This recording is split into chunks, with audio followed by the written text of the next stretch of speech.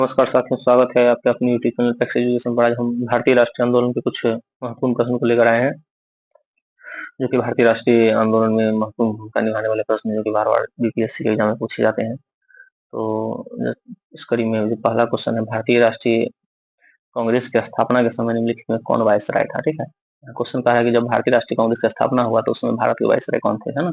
तो क्या वे Lord Canning थे, डफरिन थे, लॉर्ड मेयो थे? ठीक है, तो लॉर्ड कैनिंग जो है ये इम्पोर्टेंट है। जब 1857 की क्रांति के समय 1857 की क्रांति के समय ये थे, ठीक है। और लॉर्ड लॉर्ड मेयो जो 1872 ईस्वी में वार्षिक जनगणना शुरू हुआ था, उस समय लॉर्ड मेयो थे वायसराय। और लॉर्ड मेयो को इसलिए भी याद किया जाता है क्योंकि लॉर्ड मेयो ही वो शख्स थे, एकमात्र वायसराय जिनका की हत्या उनके कार्यकाल के दौरान हो गई थी। ठीक है, तो जब ये गए थे इनकी jail, cellular jail, Andaman Nicobar के सेलुलर जेल में गए थे इंस्पेक्शन के लिए, तो वहां पर इनको मार दिया गया था। ठीक है, तो इसका जो सही आंसर हो जाएगा, भारतीय राष्ट्रीय कांग्रेस की स्थापना के समय कौन वायसराय था, तो इसका हो जाएगा आंसर लॉर्ड डफरिन। ठीक है, 1885 में जब भारतीय राष्ट्रीय कांग्रेस की स्थापना हुई, उस समय जो है सो डफरिन थे, है ना। 1884 तक थे लॉर्ड रिपन, लेकिन 85 में जो है सो कौन थे, डफरिन थे। ठीक है, अगला क्वेश्चन है, दांडी यात्रा का नेतृत्व किसने किया था? ठीक है, दांडी यात्रा का नेतृत्व किसने किया था? बहुत ही इंपॉर्टेंट और आसान सा क्वेश्चन है। इसका सही आंसर हो जाएगा महात्मा गांधी। ठीक है, और क्वेश्चन नंबर 3, यंग इंडिया का रचयिता कौन है? यहाँ पर यंग इंडिया के बारे में कह रहा है। ठीक है, यंग इंडिया हम लोग जानते हैं महात्मा गांधी की पत्रिका है। महात्मा गांधी की प्रमुख पत्रिका को भी याद रखिएगा। इंडियन ओपिनियन एक पत्रिका है जो कि इन्होंने साउथ अफ्रीका में लिखा था। ठीक है, उसके बाद यंग इंडियन है ना, यंग इंडियन है, बहुत ही सुंदर पत्रिका है ये उनका। ठीक है, इंडियन ओपिनियन, यंग इंडियन, उसके बाद उन्होंने लिखा था नवजीवन। ठीक है, उसके बाद इन्होंने नवजीवन और हरिजन, नवजीवन तथा हरिजन, है ना, ये पत्रिका उनका, इन्होंने इन्होंने पत्रिकाओं का संपादन किया है, तो इसको याद रखना बहुत जरूरी है। ठीक है, यहाँ पर बाल गंगाधर तिलक है, बाल गंगाधर तिलक जो है उनका भी दो पत्रिका था। ठीक है, बाल गंगाधर तिलक का पत्रिका मराठा और केसरी। ठीक है, मराठा था, मराठे नाम था मराठा, लेकिन ये छपता था अंग्रेजी में, और एक केसरी जो कि मराठी में छपता था। ठीक है, ये जो था दोनों बाल गंगाधर तिलक की पत्रिका थी। ठीक है, तो इसका आंसर जो हो जाएगा, यंग इंडिया के रचयिता कौन थे, तो महात्मा गांधी, आंसर ए हो जाएगा। ठीक है, अब क्वेश्चन नंबर 4, बंगाल का विभाजन कब हुआ? ठीक है, बंगाल का विभाजन कब हुआ? तो बंगाल जो है सो 1905 में हुआ।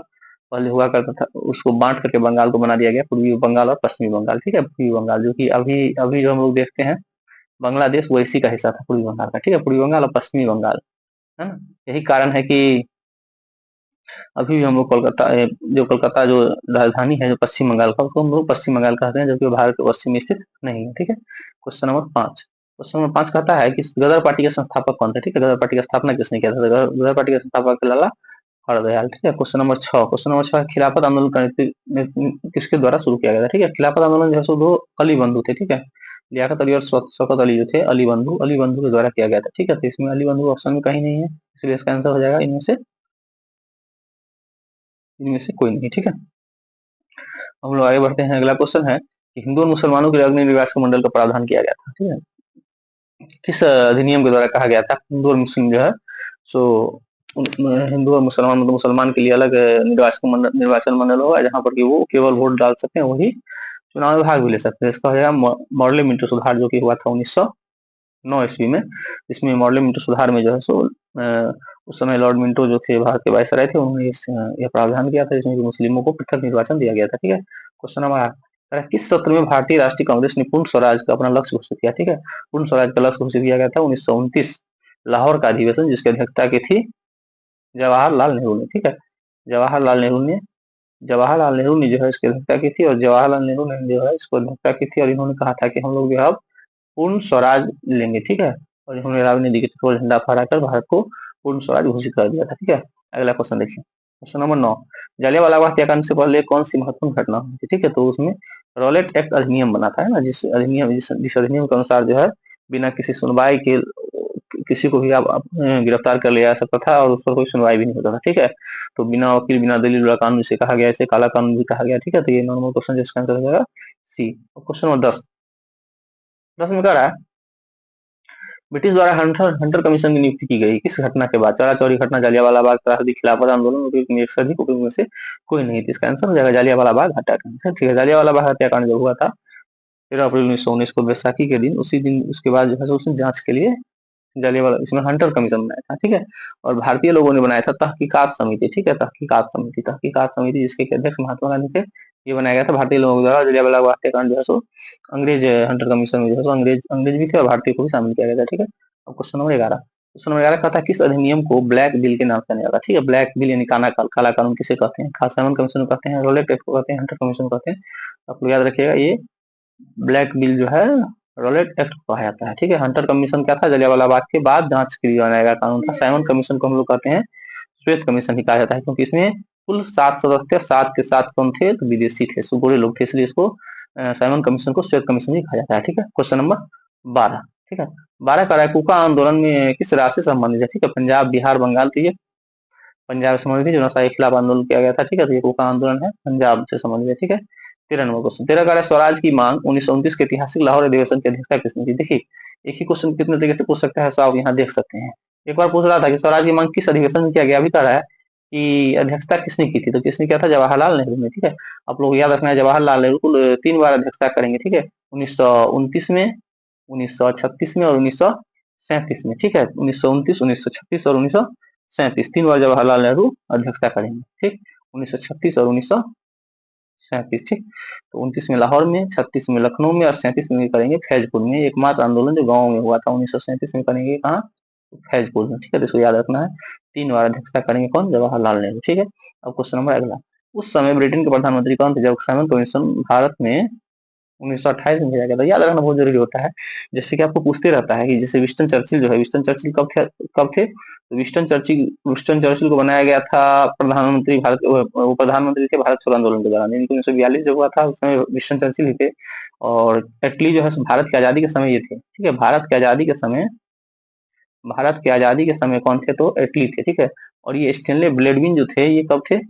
जब साइमन कमीशन भारत आया था। ठीक है, तो इसको याद रखना बहुत जरूरी होता है। ठीक है, क्वेश्चन नंबर 15, भारतीय राष्ट्रीय कांग्रेस की स्थापना के समय सही देखिए, क्वेश्चन रिपीट कर गया है, जिसमें डफरिन, कर्जन और रिपन आंसर है, तो आप लोग जानते हैं इसका आंसर हो जाएगा डफरिन। ठीक है, क्वेश्चन रिपीट हो गया है। क्वेश्चन नंबर 16, भारतीय राष्ट्रीय कांग्रेस की स्थापना कब हुई? ठीक है, इस क्वेश्चन का आंसर हम आप लोग छोड़े जा रहे हैं, सही आंसर जो होगा तो आप लोग इसका जवाब दीजिएगा कि क्या इसका आंसर होगा 26 दिसंबर हो सकता है, 1885, 28 दिसंबर 1885, 26 दिसंबर 1885, 28 दिसंबर 1985, कौन सा होगा? इसका आंसर आप लोग कमेंट बॉक्स में जरूर दीजिएगा। ठीक है, क्वेश्चन नंबर अगला है कि 1857 के विद्रोह का प्रारंभ कब हुआ था? ठीक है, 1857 के विद्रोह का प्रारंभ कब हुआ था? 9 में हुआ था, 10 में हुआ था, 11 में हुआ था? ठीक है, कब हुआ था इसके विद्रोह का प्रारंभ? इसका आंसर आप लोगों को देना है। ठीक है, तो इसका जो सही आंसर हो जाएगा, तो ये जो इसका आंसर हो जाएगा सही, 10 मई 1857 को जो है विद्रोह मेरठ से शुरू हुआ था। ठीक है, 10 मई 1857। ठीक, अगला नंबर का भारत की प्रथम महिला विश्वविद्यालय स्थापना किसने किया था? ठीक है, किसने महिला विश्वविद्यालय की स्थापना की थी? डॉक्टर किरबे, इनोवेशन, कादम्बनी गांवली। तो इसका आंसर हो जाएगा डी के करबे। ठीक है, आप लोगों को पता होगा कि कादम्बनी गांवली जो पहली महिला स्नातक महिला थी, जिन्होंने 1890 के अधिवेशन में भाग लिया था। ठीक है, तो डी के करबे जो है सो भाग जाएगा भारत में प्रथम महिला विश्वविद्यालय की स्थापना करने वाले। ठीक है, अब क्वेश्चन 19 का है, भारतीय राष्ट्रीय कांग्रेस के लखनऊ अधिवेशन के अध्यक्ष कौन थे? ठीक है, जो लखनऊ अधिवेशन भारत में किसने अध्यक्षता की थी? क्या अंबिका चरण मजूमदार ने किया था, विश्व नारायण धर ने किया था, सी आर दास ने किया था? आप लोग जानते हैं कि सी आर दास 1922 गया, विश्व नारायण धर ने किया था कब? 1911।